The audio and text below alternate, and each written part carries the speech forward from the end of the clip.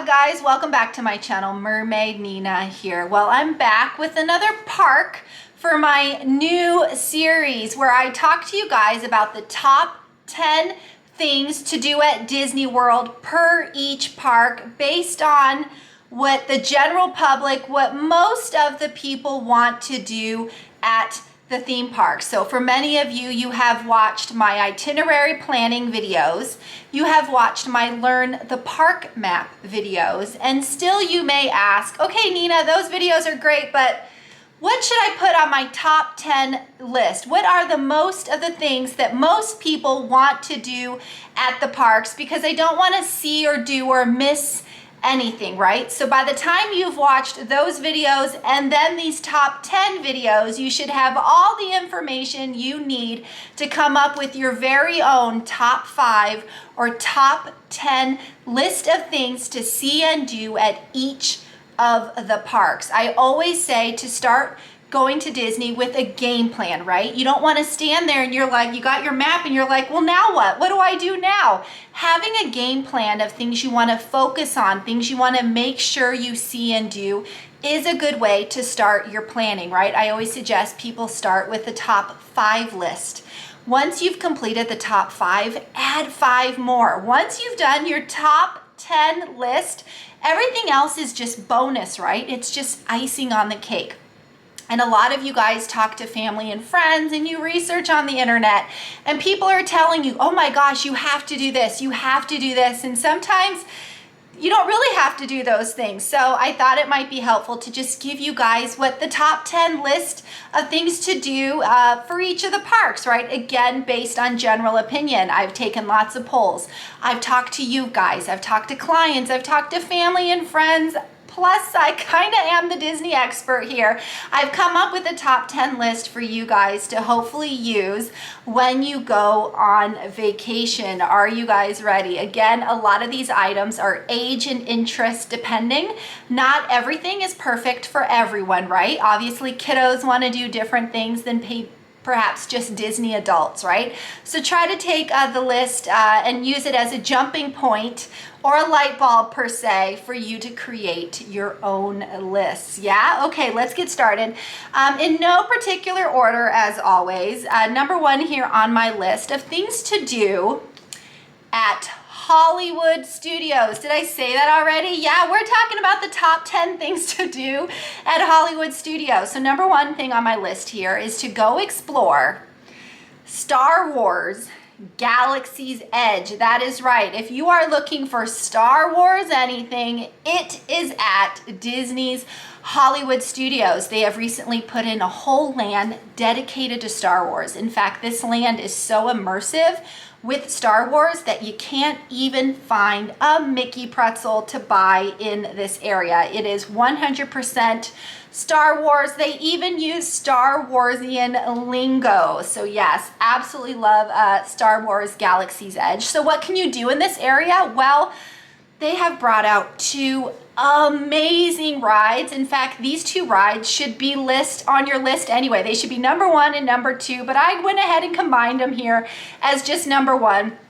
But one of the rides here is Rise of the Resistance. This is the big kahuna of rides over at Disney's Hollywood Studios. You either can wait in line, which could be like a 3-hour wait, or you can purchase an individual lightning lane for this ride. This ride is so crazy. It has 3 different staging points within the ride because you feel like you are living and breathing Star Wars when you are on this ride. They take you to different kind of points and put you in the story, right? And then the final part of this ride is the actual ride where you're actually in a vehicle and you're doing things, right? It is a trackless system.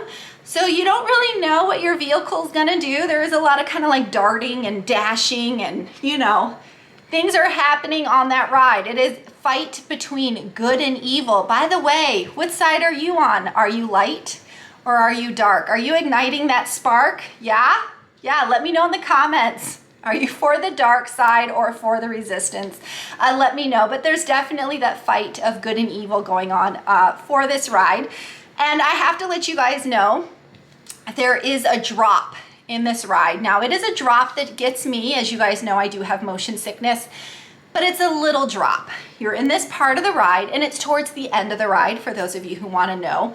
And you're in this, you know, you're in your vehicle and stuff's going on, and you just do a straight down drop, like an elevator drop, but you're only dropping one floor. It's not Tower of Terror. You're not dropping 13 floors. It's a one floor drop. It's gone in a second. It happens. I'm just giving you a heads up. I can do it. I definitely can't do it over and over again. Rise of the Resistance is something I kind of do once in a day and then I move on. I definitely can't ride it 5 times in a row. And I do kind of hold my breath and, you know, kind of hope I don't die for that 1 second of the elevator drop. But just note that that's a thing. But yes, top of the line, amazing ride, immersive. Disney brought out all the stuff, all the technical awesomeness when they created this ride. So yes, Rise of the Resistance should most definitely be on your list. The number 2 ride here in Galaxy's Edge is the Millennium Falcon. You heard me. You get to ride the Falcon. In fact, you don't just get to ride it, you get to pilot the Falcon. You get to help out Hondo here and Chewie and help them fly the Falcon. It's absolutely cool.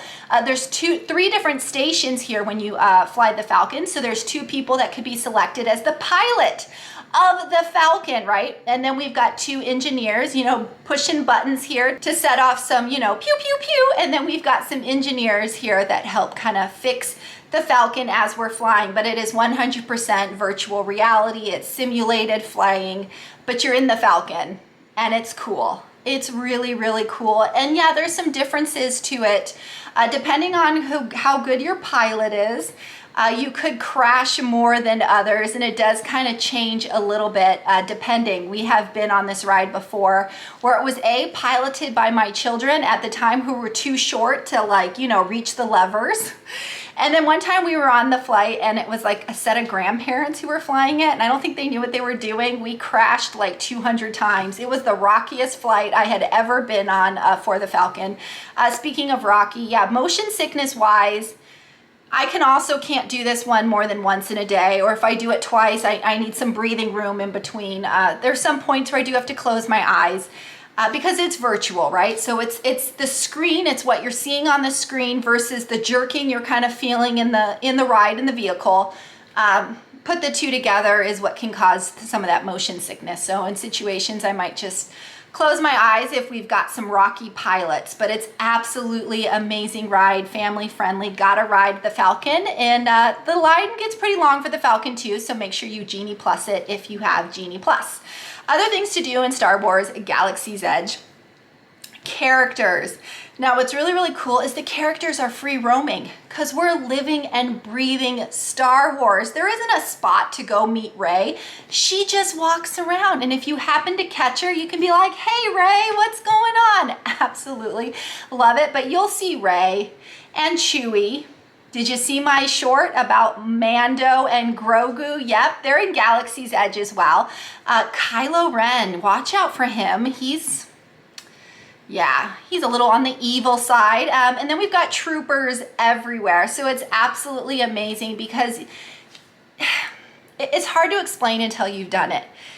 But the way that they did Star Wars Galaxy's Edge, you really do feel like you're in a Star Wars land.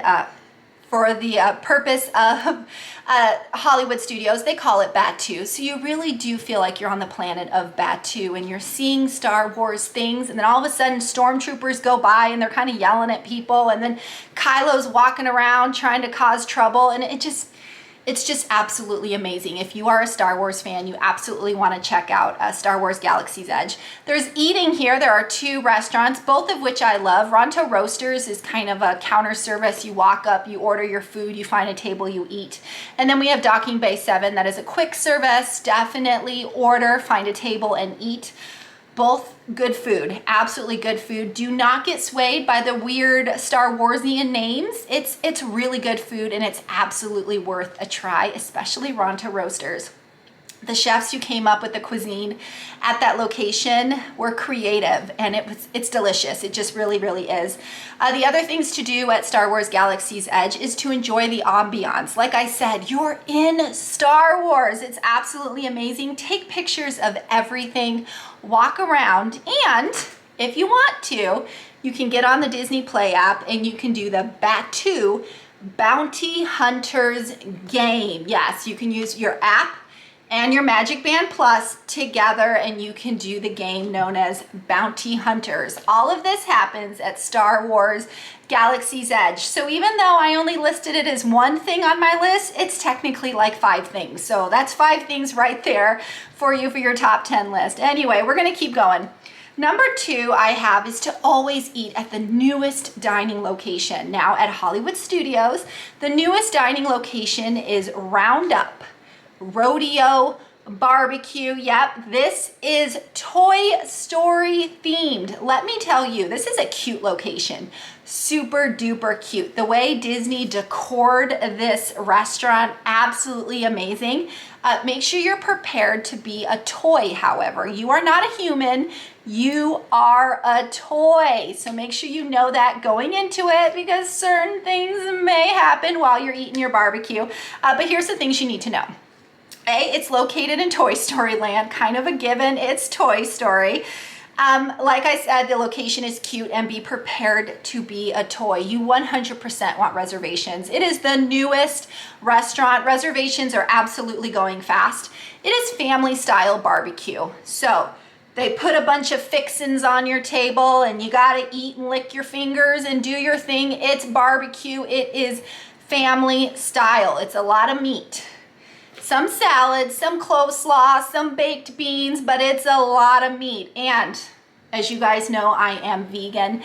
They do have a vegan platter as well. And yes, I've eaten there. I was there the very first time it opened. And yeah, it was pretty good. I do have to warn you though, it is expensive, because you get a lot of food. Do not make the mistake I did and eat a Mickey pretzel a couple hours before you go, because I wasn't able to fully fill my gut, so to speak, with BBQ, because I had already filled it with a Mickey pretzel. So make sure you show up starving. Just eat something light if you're hungry before you go in, because there is going to be plenty of food for you to eat while you're there.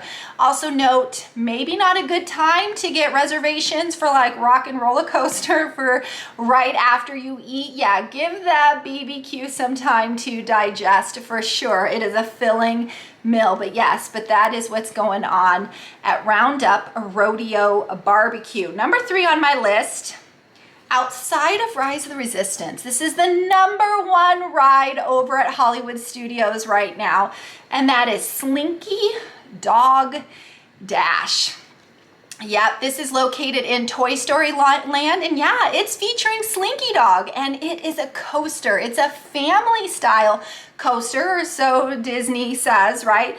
You definitely want to ride this one by either A, arriving early, or staying super duper late, right? When the fireworks and things are happening in other parks, this might be a good time to ride it, or to just go ahead and Genie Plus it. Also note, I did say it was a coaster. Just because it's a family coaster doesn't mean there isn't some hills and some dips and some quick turns over here with Slinky. In fact, there's one area, because it's Slinky Dog, right, where he kind of slinks while he's doing the coaster. Absolutely cool. But yeah, make sure you check out Slinky Dog Dash. Number 4 on my list is the character meal. Did you know that each of the 4 parks have at least one character meal? Yep. Well, the one at Hollywood Studios is known as Hollywood and Vine. Now, this is a super cool location, and I'm going to tell you why. First, yes, it's a character meal. They serve breakfast, lunch, and dinner. Now, this is what makes this restaurant a little bit different from the other character restaurants, is there are different characters at breakfast and different characters at lunch and dinner. So technically, if you want to see all the characters, you can book a breakfast location and a dining dinner time, and you've got all the characters at one restaurant. But breakfast here is Disney Junior, Vampirina, Fancy Nancy, Doc McStuffins, and whoever else wants to show up. It is Disney Junior themed at breakfast. Lunch and dinner is seasonal per the outfits, but this is going to be Minnie and Daisy and Donald and sometimes Mickey and Goofy, just all the friends will show up there for lunch and dinner. So like I said, if you book a breakfast and you get Disney Junior, and then you come back and book a dinner at the same location, you're getting different characters. I don't think there's another restaurant on property that has different sets of characters per the meals. I think this is the only one. So yeah, that's what makes this one absolutely unique. It is a buffet. And note for the coming year, this will be on the meal plan, and it will be a 1 credit character meal on the meal plan. So yes, if you're looking to meet some characters and get your eat on, Hollywood and Vine is the place for you. Number 5 is the newest ride. You gotta always ride the newest ride, right? So inspired by my ears, the newest ride at Disney's Hollywood Studios is Mickey and Minnie's Runaway Railway. Now, this is an awesome ride. It is family friendly, but what you do need to know is this is kind of a crazy train ride gone a little goofy. There you go. There's a little hint for you. Yes, Goofy takes over. The train gets a little haywire, and there's some fun things that pursue. But just know that it's a trackless ride system. That means there could be some kind of darting and dashing and a quick turn, but there's no hills. It's not a coaster. There's no spinning. It's absolutely fine. Doesn't really get my motion sickness. Otherwise, I would tell you guys. But it is a popular ride, so make sure you Genie Plus Mick and Min's Runaway Railway. Again, I mean, come on. I've got such cute ears to be inspired by this ride. Number 6. Do you want to do something a little bit different that's really not at the other parks? Hollywood Studios has 2 shows that are absolutely fabulous. I personally love them, and you can't get them anywhere else. The first one is the Indiana Jones Epic Stunt Spectacular. It is a stunt show. I forget how long it is. It might be 25 minutes or so. You get to learn how they do the stunts through Indiana Jones through Hollywood, how they do all the crazy stunts that Indy has to do through the films, between climbing ropes, fire, escaping a giant ball coming his way. You've got evil villains. Oh my gosh, it's crazy. If you want to know how they do the stunts, not only for Indiana Jones, but just Hollywood movies in general, this show is also perfect for all ages. I've been taking my kiddos to the show since they were little, always have entertained them for the entire length of the show. Something you should know, which always kind of tricks us up a little bit, is the last performance is at 4:30. So you cannot watch the show into the evening. So if you definitely want to watch Indiana Jones, you want to check it.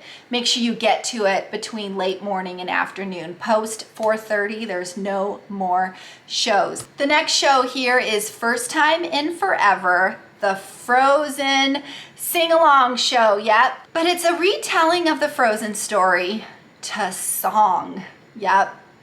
A lot of singing going on during the show. Now, what most people don't know is this show is actually super funny. It is super silly. It is perfect for all ages, including adults. Most adults think, oh, it's just a kiddie show. It's about Frozen. The kids are going to sing. Ugh. No, it's entertaining for us adults as well. The actors per the show are pretty comical, doing silly things, telling silly stories that gets us adults to do the chuckle as well. So yes, absolutely perfect for all ages. A note, if you go during holiday season, yep, coming up here in a few months, a new character may come out and do some singing as well. So make sure you check it out at holiday time as well. But we got to keep going here. Number 7 is the evening show known as Fantasmic. Now, this show has been going on for years and years and years. However, it's been gone for several years since pre-COVID. It recently came back a couple months ago. absolutely love Fantasmic. They have one at Disneyland as well, but I will tell you they are kind of different. So if you've seen the Disneyland version, you definitely also want to see the Disney World version. But it's a very good Mickey versus evil show. Yeah, it's the fight against evil, aka the villains. One thing to know is currently, right now, today, there's only one show time and it's 9 p.m. Usually there's 2 show times. So you want to keep checking the app to make sure you are aware of all the current show times. But you definitely want to arrive early to get a decent spot. And it's pretty typical. You want to be front and center to get all the views. If you're off to the side, you're still going to get a good view. But yes, front and center is usually the best. Note here is the super duper front. Yep, you may get wet. This show does involve some spraying of water, and depending on the wind, yeah, that water could get right in your face. So I kind of like to sit towards the front, but not the very front. Got to keep those first few rows being the splash zone, right? But yes, absolutely love this show. Note that you can get the Fantasmic dining package where you pay to eat, and then you also get a reserved spot for the show. Definitely a thing. It's a good thing to do when it's peak season, when it's really busy at Disney World. Not necessarily something you need to do right now, today, this summer, but eventually, hopefully, the popularity of that will all come back. But yes, absolutely love Fantasmic. Number 8, well, we cannot forget about those thrill seekers out there, people who love to do coasters. Now, number 8 isn't personally on my list, but it could be on yours. There are 2 rides to note here. The first one is the Twilight Zone Tower of Terror. One thing to know, this ride is super popular, so you definitely want to try to Genie Plus it if you can. The key here to Tower of Terror are the drops. Elevator drops, dropping 13th floor drops. It is very much takes you up and drops you, takes you up and drops you, straight down elevator drops. The cool thing about a Tower of Terror is if you happen to be dropping and you can keep your eyes open, yeah, you can get a beautiful view of the park. But it is very quick, elevator up and down, up and down. It is very popular ride if you don't mind dropping a few floors. Next ride to note here is the Rockin' Roller Coaster starring Aerosmith. This is another popular ride. Yep, you can Genie Plus this one as well. And this is a coaster. Might be the most intense coaster at Disney World. It's got big drops. It's loud and it goes upside down. Not once, not twice, but 3 times. So if you are looking for definitely thrill seeking, especially in the dark, yeah, Rockin' Roller Coaster could be the coaster for you. Again, Tower of Terror, Rockin' Roller Coaster, all at Hollywood Studios for those of you who want that thrill seeking coaster dropping experience, right? Number 9 on my list is actually on my personal list. It's on my son's list as well. It's his number 1 thing to do at Hollywood Studios right now, and that is Toy Story Mania. Now, we love this ride. They have one at Disneyland as well. Now, what we personally love about this ride is it kind of gives us some family competition fun. There's 4 people per vehicle, 2 on each side, right?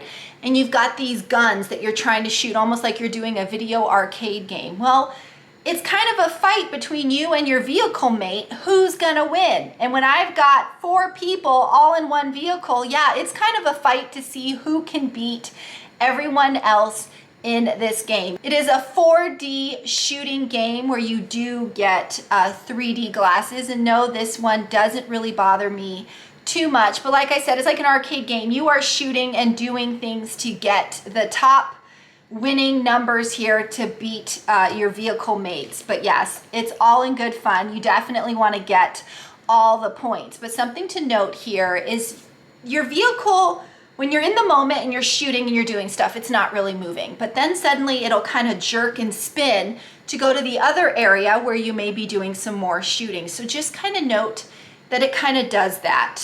If I ride this ride more than 3 times in a row, I will get a little kind of woozy feeling. So just kind of know that in advance. But typically this ride doesn't really get me, but just note when it's going from one section to another, it kind of does like a quick little jerk. Not too bad. You can always close your eyes if that helps. But yes, it's a very fun ride. You can't really do it anywhere else. You can absolutely Genie Plus it because it does get kind of long. But it's a nice game for us. We are a pretty competitive family within each other, right? Who can beat who at Scrabble? Who can beat who at video games? Who can beat who at basketball? Whatever the situation is, we all want to compete and be the winner. So Toy Story Mania is no different. We're all trying to beat, well, actually, we're all trying to beat me because I'm the #1 person in the family who always gets the higher score. So if anyone can beat me in our house, yeah, they are bragging about it for months. Number 10 on my list, I also featured this in my Disney World characters video, but it is a big thing at Hollywood Studios, and that is to explore the animation courtyard and Pixar Plaza. Why?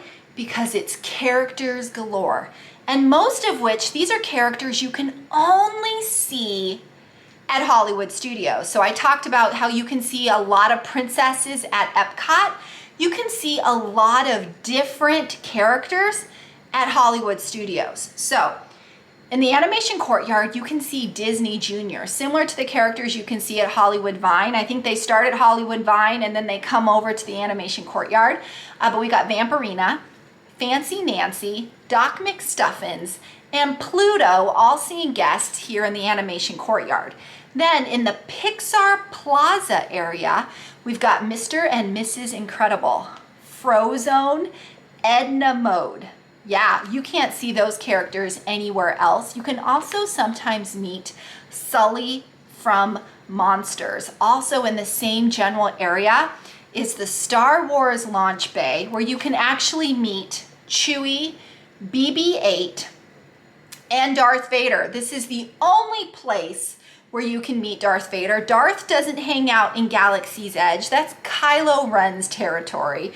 If you want to meet Darth or BB-8, yeah, you got to go to Star Wars Launch Bay. So this is a general section that has a whole bunch of different characters that you can't really meet or see anywhere else throughout Disney World. So if you're trying to get all them signatures and fill up your autograph book, this is a great place to do that. And for those of you who are looking for a bonus, I know lately I've been giving out a bonus for these videos. My bonus here would be to, if you can, stay to the very, very end of the park day and check out the wonderful world of animation. Now, you don't have to wait for a supreme spot because it's projections on the Chinese theater and it kind of goes out the facade a little bit. So any kind of distance, whether you're close or far away, you've got a really cool spot of these projections. The show happens around 9:15 again. You never know, things can always change. But like I said, it's a projection show with music and it's just fun and beautiful to watch. Go get a Mickey pretzel, go fill up your popcorn bucket, stand there and just enjoy. Absolutely great way to finish off the evening at Hollywood Studios. But yeah, that's my list, guys. And I think it was more like a top 20. I know I kept it at 10, but like Star Wars, that was like 5 things in one number. So yeah, this is my top 10 to who knows how many things to do at Disney's Hollywood Studios. Now, it's funny to me because a lot of people will say, I don't need to go to Disney Hollywood Studios because I don't like Star Wars. I'm not into Star Wars. I don't need to do Hollywood Studios. And I think people forget that Star Wars is new to that area. There are tons of other things to do at Hollywood Studios. Toy Story Land in itself, the Indiana Jones, the Frozen sing-along. I didn't mention it, but Muppets. Yes, there are so many things to do at Hollywood Studios that is not Star Wars. Of course, if you are a Star Wars fan, as you guys know, I'm a huge Star Wars fan, then yes, this is definitely the place to go. But if Star Wars isn't your thing, that's fine. There's plenty of other things to experience at Disney World's Hollywood Studios. But as always, guys, that is my list. I hope you enjoyed the video. Next to come will be Animal Kingdom. I've already done Magic Kingdom and Epcot. Again, make sure you check out my itinerary planning videos. I have them for all 4 parks. For the general family who want to do the majority of the thing, and for people with just little kids who want to focus on the kiddie things, characters, shows, all that kind of stuff. And then I have Learn the Park Map videos. Now, I didn't realize how popular this series was going to be, but people absolutely love my Learn the Park. I actually take you through the existing map and tell you every single thing that is in the park so you know where to go, what to do, and you can make your own list. This video is used to kind of like sum up the 2 of those videos so you are definitely prepared for Disney World. But yes, don't forget to check out my other videos, guys. And as always, if you haven't subscribed to my channel, please do so. If the subscribe button is red, please click it, turn it gray, hit the bell icon for notifications, like this video, and comment. Are you liking this series? Please, please, please tell me if you are, because I can expand it. And if you really want me to do more Learn the Park Map videos, let me know as well, because I will take that and go further with that. So tell me which series you prefer.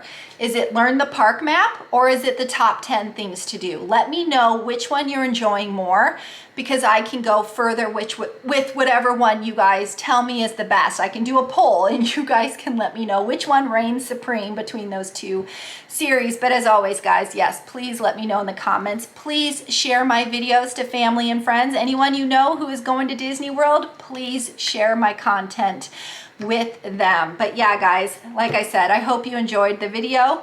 Mahalo for watching. Nina out.